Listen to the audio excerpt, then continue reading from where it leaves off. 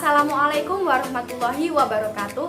Perkenalkan, nama saya Sinta Nuriyah Mahbubeh Royani, NIM 190210102089, mahasiswa Pendidikan Fisika Angkatan 2019 Universitas Jember.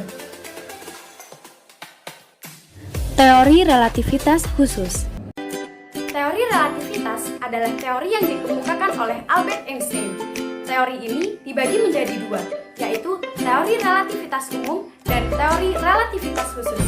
Nah, pada kesempatan kali ini kita akan membahas lebih jauh mengenai teori relativitas khusus.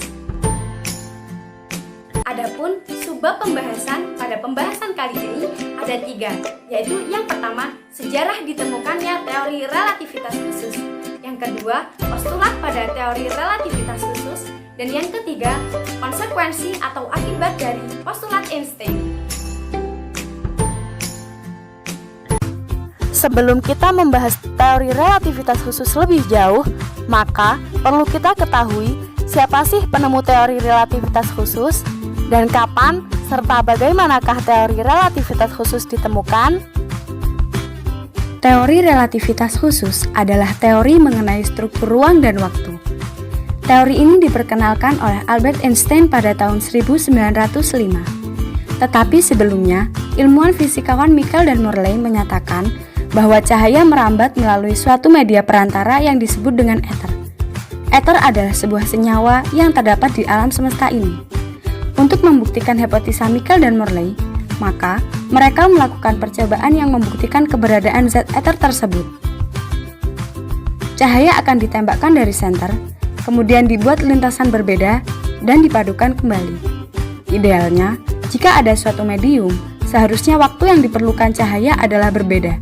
Tetapi, pada percobaan ini, diketahui bahwa waktu yang dibutuhkan cahaya merambat adalah sama, sehingga dari percobaan ini, diketahui bahwa ether itu sebenarnya tidak ada. Sehingga, dapat disimpulkan bahwa cahaya tidak membutuhkan medium, dan kecepatan cahaya adalah absolut, yaitu setara dengan 3 kali 10 pangkat 8 meter per sekon. Kembali kepada Einstein, yaitu teori relativitas khusus menjelaskan bahwa tidak ada besaran yang absolut kecuali kecepatan cahaya. Maka waktu, massa, energi semuanya adalah relatif. Dari sinilah ditemukannya teori relativitas khusus. Teori relativitas khusus berdasarkan pada dua postulat. Postulat pertama yaitu asas relativitas, menjelaskan bahwa hukum-hukum fisika berlaku pada semua sistem inersial. Postulat kedua menyatakan bahwa laju cahaya memiliki nilai C yang sama untuk semua sistem inersial, sehingga laju cahaya ke segala arah tidak tergantung pada sumber cahaya atau pengamat, dan memiliki nilai yang konstan pada semua arah. Pada postulat Einstein, telah dijelaskan bahwa besaran yang tetap dan sama untuk semua pengamat hanyalah kecepatan cahaya. Berarti, besaran lain tidaklah sama. Besaran-besaran itu diantaranya adalah kecepatan relatif benda, panjang benda, waktu, massa, dan energi. Sehingga karena adanya postulat Einstein tadi mengakibatkan beberapa hal, di antaranya 1. Penyusutan panjang, yang kedua dilatasi waktu, yang ketiga relativitas kecepatan, dan yang keempat relativitas massa dan energi. Konstruksi panjang merupakan salah satu konsekuensi dari teori relativitas khusus. Konstruksi panjang diartikan sebagai fenomena memendeknya sebuah objek yang diukur oleh pengamat yang sedang bergerak pada kecepatan bukan nol relatif terhadap objek tersebut. Konstruksi ini hanya dapat dilihat ketika mendekati kecepatan cahaya. Konstruksi panjang memenuhi persamaan berikut. L sama dengan L0 akar 1 min V kuadrat per C kuadrat, di mana L0 adalah panjang diam atau panjang objek ketika diam, L adalah panjang yang dilihat pengamat pada gerak relatif terhadap objek, V adalah kecepatan relatif antara pengamat dan benda bergerak, dan C adalah kecepatan cahaya. Perhatikan ilustrasi berikut ini. Pada sebuah stasiun, terdapat seseorang yang sedang menunggu kereta. kereta melintas dengan kecepatan setengah dari kecepatan cahaya. Orang di luar dan di dalam kereta masing-masing menghitung berapa waktu yang diperlukan untuk kereta dapat menempuh jarak 100 meter dengan menggunakan jarum akurat. Saat dicek, waktu yang terhitung oleh pengamat di dalam kereta lebih singkat daripada pengamat di luar kereta. Menggunakan rumus gerak lurus beraturan, dapat disimpulkan bahwa panjang lintasan kereta sejauh 100 meter menjadi lebih pendek menurut sudut pandang kereta. Sehingga diketahui bahwa kontraksi panjang hanya dapat terjadi jika kecepatan benda mendekati kecepatan cahaya. Dilatasi waktu atau pemuaian waktu adalah konsekuensi dari teori relativitas khusus, di mana dua pengamat yang bergerak relatif terhadap satu sama lain akan mengamati bahwa jam pengamat lain berdetak lebih lambat dari jamnya. Peristiwa ini bukanlah akibat dari kesalahan jam atau faktor teknis lainnya, tetapi merupakan sifat dasar dari pembengkokan waktu yang dijelaskan dalam teori relativitas. Secara kuantitatif, jika menurut pengamat A, jamnya menyatakan selang waktu sebesar delta T0, maka selang waktu ini akan teramati oleh pengamat B sebesar delta T dengan hubungan matematis yang dapat dinyatakan dalam persamaan berikut. Delta T sama dengan 1 per akar 1 min V kuadrat per C kuadrat delta T0 dan akan menghasilkan grafik sebagai berikut.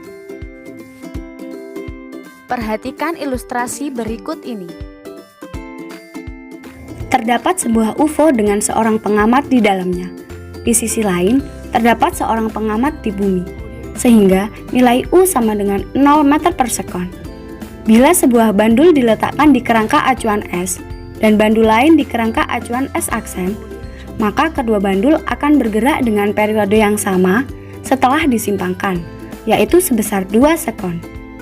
Bandul ini dapat menggantikan alat ukur waktu.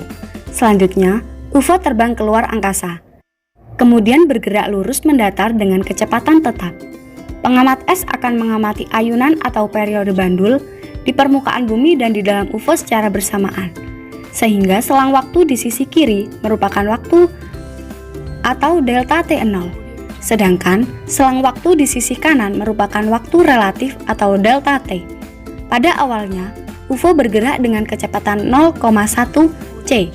Pengamat S mengukur periode bandul delta T0 sama dengan 2 sekon dan delta T sama dengan 2,01 sekon. Kemudian UFO bergerak dengan kecepatan 0,3 C. Pengamat S mengukur periode bandul dan diperoleh nilai delta T0 sama dengan 2 sekon dan delta T sama dengan 2,10 sekon.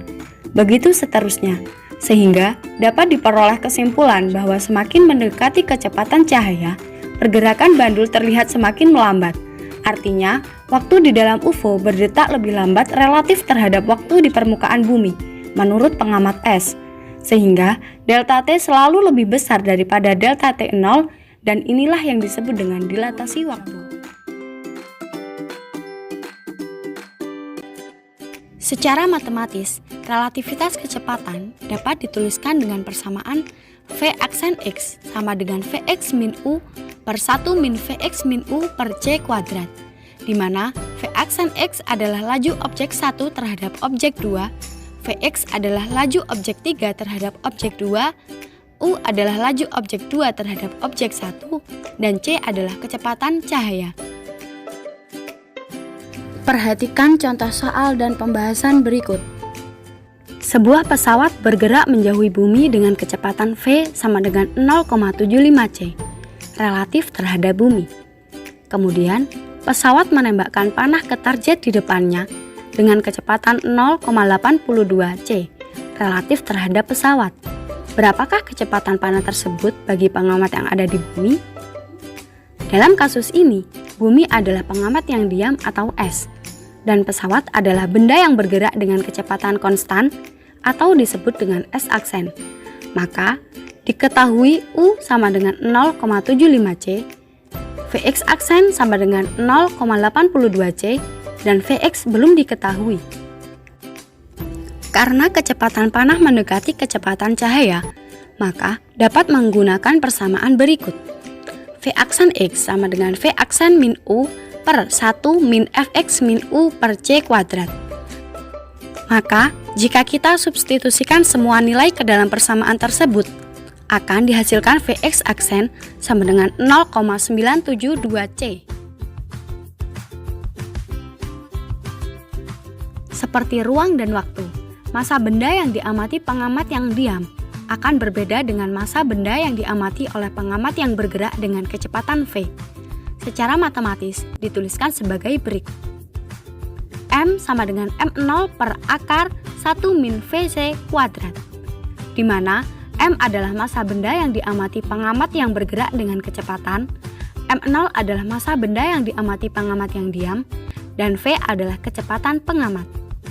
Selain itu, dalam mekanika relativistik, energi benda bermasa M0 atau dalam keadaan diam dengan kecepatan V dirumuskan dengan EK sama dengan M0C kuadrat per akar 1 min Vc kuadrat min M0C kuadrat. Energi total benda yang bermasa didapat dengan E sama dengan E0 plus EK, di mana E0 adalah energi diam, atau setara dengan E sama dengan M0C kuadrat. Dari interpretasi di atas, benda yang bermasa M memiliki energi sebesar E sama dengan mc kuadrat. Perhatikan contoh soal dan pembahasan berikut.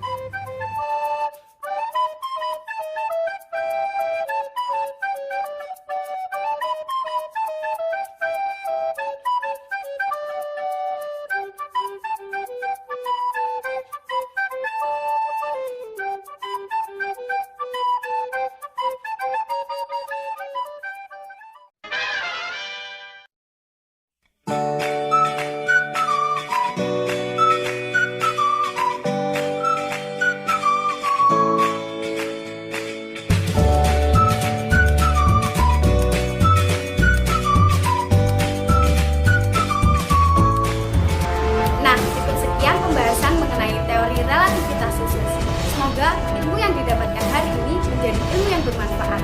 Mohon maaf bila ada kesalahan dan terima kasih atas segala perhatian. Wassalamualaikum warahmatullahi wabarakatuh.